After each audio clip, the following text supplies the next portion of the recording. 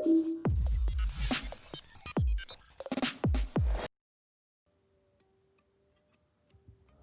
donc là, c'est une petite fiche. Avant de commencer les hostilités, Bonjour. comment allez-vous, Roméo Elvis? On m'a appris qu'il est bon de demander dans quel état d'esprit se trouve une personne avant de l'interviewer. Ouais, c'est vrai, c'est une bonne chose à faire. Et je vais bien. Je suis juste un peu. Je suis curieux de ce qu'on est en train de faire. Comme vous le voyez, je suis un robot. Je n'ai aucun sentiment, je ne connais ni le bien ni le mal. Il peut donc m'arriver parfois de poser des questions parfois stupides ou Ouais, indélicates. ouais.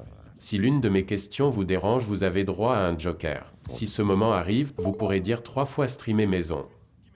Ok, donc mon joker, c'est de dire 3 fois streamer maison, ok. C'était à peu près ce que j'avais prévu de dire pendant toute l'interview, de toute façon. Donc c'est nickel. Le confinement semble vous réussir. Vous le vivez bien? Qu'est-ce qui vous manque le plus? Un coiffeur peut-être? J'ai cru comprendre que l'état de vos cheveux inquiète certains de vos fans. L'être humain est vraiment curieux, vous ne trouvez pas? C'est vraiment cool, hein, cette façon de faire des interviews. J'adore. Déjà, merci pour le truc sur le confinement. En effet, je le vis bien, tout va bien, je suis heureux en ce moment. Et ouais, les cheveux, pas que les cheveux, hein, il y a plein de choses qui préoccupent les fans et c'est souvent des choses auxquelles tu n'aurais pas pensé. Et c'est souvent sur le physique. Si c'est pas les cheveux, c'est la dent cassée. J'en ai qu'une en plus, j'ai qu'une dent cassée et on me fait tout le temps des remarques sur les chicots et tout comme si j'avais une dentition flinguée. Alors que c'est juste un petit bout de dent. Ça, je trouve ça un peu dur. Mais sinon, tout va bien, quoi. Et pas, hein, on va pas chier dans la colle, comme on dit. En pleine crise sanitaire, vous avez sorti votre EP maison. Dans l'interlude, streamer maison, streamer maison. Désolé pour ce bug. Vous êtes le roi du forcing. C'est quoi la clé d'un bon forceur? Ouah, ça s'enchaîne, c'est fou. Je suis en train de perdre la tête, là. Qu'est-ce que... Un bon forceur, c'est quelqu'un qui a pas peur de brusquer et de pousser le forcing. Euh, Et en même temps, comme on peut le voir avec Rich the Kid, quand on force en disant ouais, je sors un nouveau hit là bientôt, mais d'abord je vais avoir 8 millions de followers, c'est mal utiliser le forcing. Le forcing est une force, comme c'est mis dedans, proche de la discipline que pratiquent les Jedi. Ça peut sembler comme ça anodin, mais c'est un art en réalité, c'est une discipline. Et tout est basé sur la jugeote et la répétition excessive d'un slogan. Revenons à nos moutons, dans l'interlude vous dites être excité par le fait de ne vous être concentré que sur de la musique. Ça vous manque un peu cette époque où tout est à refaire? En faisant des recherches sur vous, vous donnez l'impression d'être nostalgique de vos débuts. Je crois que c'est un bon signe en fait, hein, être nostalgique peut-être, en tout cas dans ce sens-là. Ça veut dire qu'on a kiffé sa vie, comment elle s'est déroulée, et quand on y pense, on est ah putain, c'était bien ça et tout. Et après, il faut juste faire gaffe à ce que ça soit pas toujours un truc de regret comme ça, parce que du coup, tu kiffes pas l'instant présent, comme on dit. Mais j'avais envie, en tout cas, de retourner vers une forme de musique dans sa distribution, entre autres, qui ressemblait plus à ce que je faisais avant, donc quelque chose avec moins d'ambition, plus en mode on le fait pour le kiff, même si le projet précédent c'était du kiff, hein, mais c'était aussi beaucoup, beaucoup, beaucoup de travail, de mise en avant, de plateau télé, beaucoup, beaucoup de trucs, en vrai, la flemme quoi. Les cérémonies, les plateaux télé, tout, chanter entre tel et tel artiste, je les respecte beaucoup en vrai, hein, mais tous les gens avec qui j'ai fait la course aux awards et tout, mais en vrai, la flemme, la flemme. Moi, je suis quand même un petit con à la base, bruxellois, enfin même ligne québécois, qui dit des blagues sur un texte sur deux, qui fait le con. Donc c'était quand même un peu cool de revenir à ça. Et d'ailleurs, ça me fait du bien de voir que je peux encore le faire à mon niveau, quoi. Vos morceaux se rapprochent d'ailleurs de votre premier projet, Famille nombreuse. Était-ce une manière aussi de vous réconcilier avec les fans qui ont boudé Chocolat?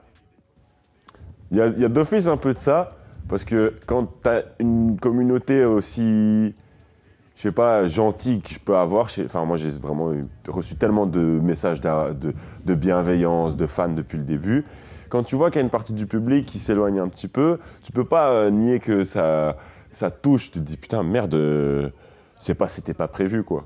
Tu vois, ça faisait pas partie du plan quoi. Bon, on sort un album, Chocolat, et les gens qui aiment bien Morale, ils vont dégager. Nickel, ok. C'était pas du tout l'objectif. Donc quand ça arrive, forcément, si t'es un peu en plus, comme je suis nostalgique, ou tu vois, si tu fonctionnes à l'affect, d'office, tu te dis, enfin moi personnellement, à un moment, ça m'est venu de me dire, putain, j'aimerais bien reconnecter avec ces gens-là.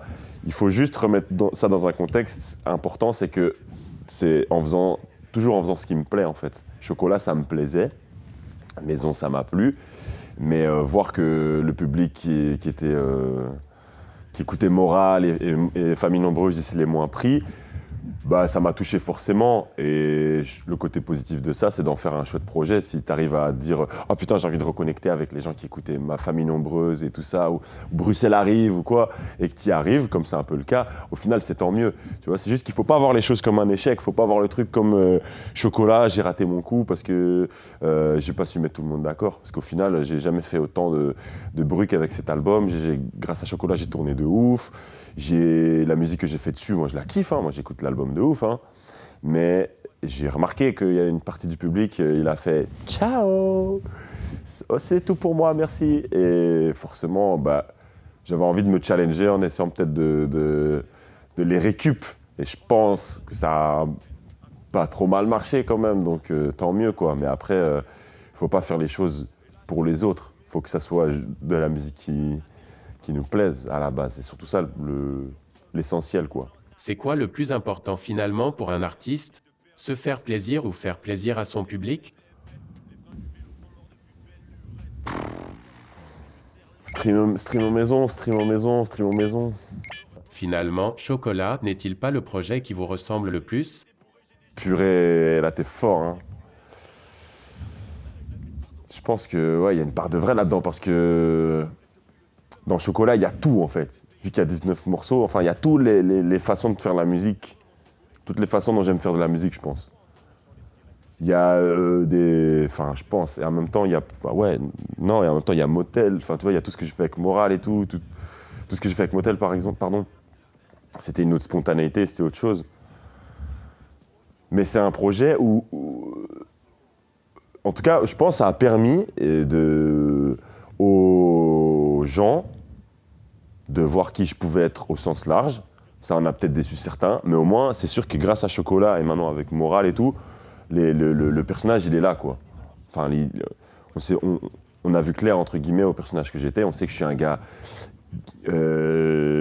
impulsif, que j'aime bien rigoler, que j'essaie de m'engager sur des sujets, enfin, tu vois, on a compris le perso, donc à mon avis, Chocolat, ça a permis ouais, d'établir complètement qui j'étais. En tout cas, c'est sincère, Chocolat, quoi. C'est de la sincérité, même si c'est moins spontané que les autres projets, c'est fait avec le cœur, quand même, très fort.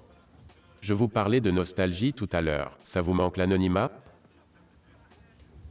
C'est une bonne question, ça. Parce que d'un côté, quand on fait de la musique comme je l'ai faite, on a tout fait pour ne pas être anonyme. Donc dire en un coup « Ah, j'aime, ça me manque », c'est un peu hypocrite. Donc certes, des fois j'ai envie d'être normal, comme j'ai envie d'être plus normal que ce que je suis maintenant, comme j'ai pu le dire dans l'album Chocolat par exemple. Mais en vrai, je suis heureux dans l'ensemble de ce que je suis et je finis par comprendre ce dans quoi je m'étais embarqué. Et l'anonymat, heureusement, s'il y a bien une chose de positif que le Covid nous a amené, c'est les masques. Donc l'anonymat, maintenant, je l'ai retrouvé complètement en rue, avec les lunettes de soleil et le masque, et je vis ma meilleure vie en ville. Et je vois des choses, des êtres humains, quoi. Et je peux presque les toucher, sauf qu'il y a encore des gestes barrières. Quand on est suivi par des millions de personnes, se sent-on toujours aussi libre de s'exprimer comme on veut, que ce soit sur les réseaux sociaux ou dans les médias? Non, bien sûr que non, mais c'est le sens même de la célébrité, je pense, hein. On a des pouvoirs, on a une influence, on est capable de parler à un grand nombre de personnes, mais les libertés sont restreintes, mais c'est logique. Il y a la liberté d'expression, certes, il y a tout ce que tu veux, mais à un moment, En fait, quand tu parles à un certain nombre de personnes, ça veut pas pour autant dire que tu peux les voir et que tu peux savoir qui c'est et tu peux te mettre à leur place. Je peux faire du bien à un maximum de personnes, ce sera légitime et ce sera applaudi et ça aura du sens. Mais c'est une liberté que je peux prendre. Mais quand tu parles de sujets que tu connais pas ou pas bien, même si tu penses que tu veux bien faire ou quoi, tu vas toucher des gens qui t'ont rien demandé et qui vont se sentir, tu vois, touchés pour rien, qui vont mal le prendre naturellement. Et ça, c'est parce qu'en fait, tu calcules pas que tu penses que tu as toutes les libertés et que tu peux faire un texte, par exemple, sur un truc que tu connais pas tant que ça, que tu crois connaître, ou que tu peux faire, je sais pas, une story, un tweet sur un sujet, ou avoir une certaine façon de t'exprimer que tu as toujours eu, parce que, ouais, mais je sais pas, c'est moi-même. Les gens, ils me connaissent un peu, non? Ils savent que je suis, tu vois, que je suis un peu provoque. Bah oui, mais non, en fait. Tu vois, ils connaissent pour ceux qui te suivent depuis longtemps, mais tu sais maintenant tu vois, que tu es plus connu qu'avant. Tu sais que les réseaux sociaux, c'est vicieux aussi parce que les gens découpent une phrase et donc après ils vont l'utiliser, ils vont la mettre en exergue, ils vont la mettre en boucle et qu'elle va prendre un autre sens. Donc c'est toi en fait qui es un peu responsable de ce que tu donnes. Et c'est... Certes, t'es pas libre, mais c'est logique parce que tu te mets sur la place publique. La place publique, c'est pas la place des libertés. La liberté, c'est aussi quand t'es, tu vois, l'individu le plus libre, c'est celui enfin, je pense, hein, qui est aussi qui touche, enfin, qui est le plus comme tout le monde, quoi. Tu vois, c'est le lambda, c'est le peuple, lui, il est libre au final dans son expression, je veux dire, dans ce qu'il dit. Mais c'est pas un problème, c'est pas une plainte que je suis en train de dire. Ouais, on peut pas être libre, c'est logique, mais il faut l'apprendre. Moi, je suis une grande gueule, je parle beaucoup et j'ai toujours l'impression qu'on comprend ce que je veux dire parce qu'on me connaît et tout, parce que j'ai fait du son d'abord avec mon milieu, mon entourage et des gens qui me connaissaient. Puis après, je suis passé dans le mainstream et j'ai pris des claques au début en mode « Oh, ok, en fait, je peux plus dire les choses comme ça et comme ça, parce qu'en fait, eux, ils me connaissent pas. Ils ont pas compris que j'étais en train de faire une blague. Ou ils ont pas compris qu'en fait, c'était juste un peu maladroit. Enfin, un peu ou beaucoup maladroit. Et qu'en fait, l'idée, c'était pas du tout d'être dans un mépris de classe ou dans un mépris de type de personne, de communauté. Mais ça, tu l'apprends. Parce que tu deviens plus connu et que, enfin, je sais pas, voilà. C'est super long comme réponse, mais là, je pense que c'est important de dire un truc, que je prenne le temps de dire ce genre de choses, parce que les artistes ont moins de liberté quand ils sont connus, mais ça va de soi, et en fait, ils ont plus de pouvoir quand même, donc voilà, quoi. Vous considérez-vous comme un artiste engagé? Ouais, hein, en tout cas, je suis pas dans le truc de dire ah non, j'aime pas ce mot et tout ça. Je m'engage dans certains domaines, donc ouais, mais après, je dis aussi que j'ai un zizi qui fait 600 cm, je crois, dans un morceau, et je dis très souvent que je conduis en voiture, que j'ai pas le permis, tu vois. Je dis beaucoup de choses qui sont fausses aussi, qui sont pas, qui font pas du bien à la cause ou quoi. Donc, artiste engagé, entre autres, mais je suis aussi un artiste très thug, très street.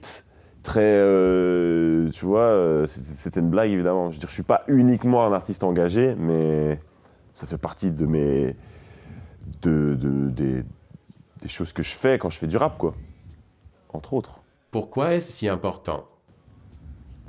Ça revient à ce qu'on disait tout à l'heure, pourquoi c'est important, parce que quand tu as de l'impact, tu es responsable, quand tu as une influence, tu es responsable. Si c'est hyper cool et hyper jouissif de pouvoir sensibiliser les gens à la cause, par exemple, de la gourde et, tu vois, essayer d'impacter, enfin, tu vois, de rentrer dans la tête des plus jeunes et de leur dire, ouais, les bouteilles en plastique, c'est un truc qu'il faut essayer d'éviter, essayer de consommer, essayer d'acheter moins de textiles dans, je sais pas, dans les grosses industries, regarder, essayer d'inculquer des choses positives et durables et tout ça, c'est génial, et en même temps, tu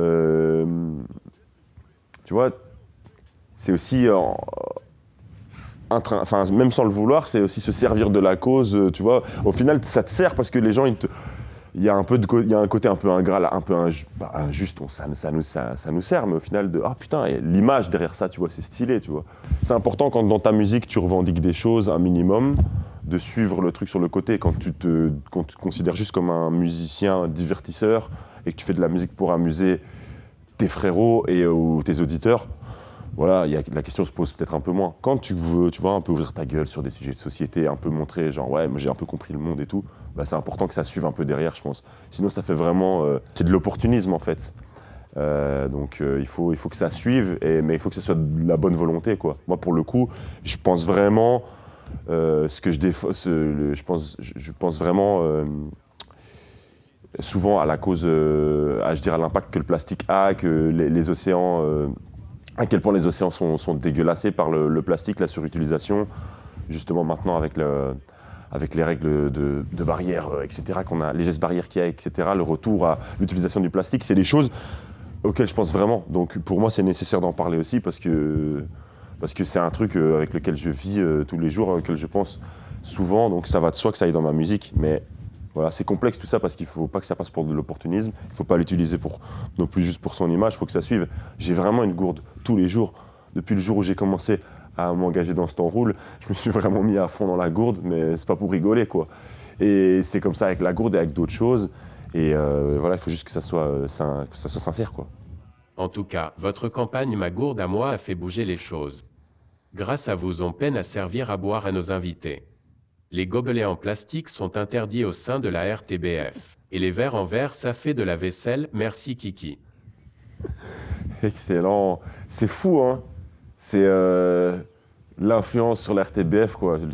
Ben, je suis trop fier, en vrai. Qu'est-ce que vous voulez que je dise? Après, franchement, je pense juste que moi, je peux permettre à certaines personnes qui m'écoutent d'avoir un déclic, mais l'idée, en fait, elle est là depuis le début. Et peut-être que juste, on se dit, ouah, si lui, il fait tu vois, si lui défend le plastique, là, le petit con Roméo Elvis, là, ça veut dire, je pense qu'on se sent un peu plus presque obligé de le faire, sinon, enfin, je sais pas comment expliquer le truc, mais déjà, désolé de vous faire plus de vaisselle, mais tant mieux, ça tue, quoi.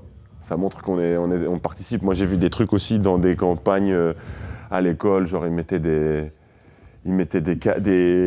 feuilles A4 avec écrit Ma gourde à moi sur des distributeurs de canettes dans les écoles primaires et tout, tu vois, genre l'engagement qui commence de plus en plus jeune et tout. C'est trop bien, franchement, ça tue.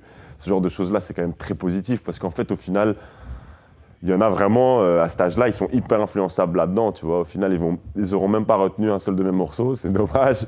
Mais genre, depuis tout petit, ils auront eu ce réflexe rigolo avec la gourde, j'en sais rien, tu vois. Ou bien leur prof en aura parlé. Enfin, quand t'es jeune, c'est hyper important d'avoir ce genre de messages qui marquent rapidement, quoi. Merci Roméo pour cet entretien. Je pourrais vous dire que ce fut un plaisir pour moi, ce serait vous mentir, car je n'ai aucun sentiment. Merci également de m'avoir permis de faire mes premières armes en tant que journaliste. Incroyable. D'ailleurs, qu'en avez-vous pensé? Franchement, c'était rigolo, hein. Il y a 2-3 moments où tu te prends vraiment à fond dedans et après tu te rends compte que tu parles à un écran.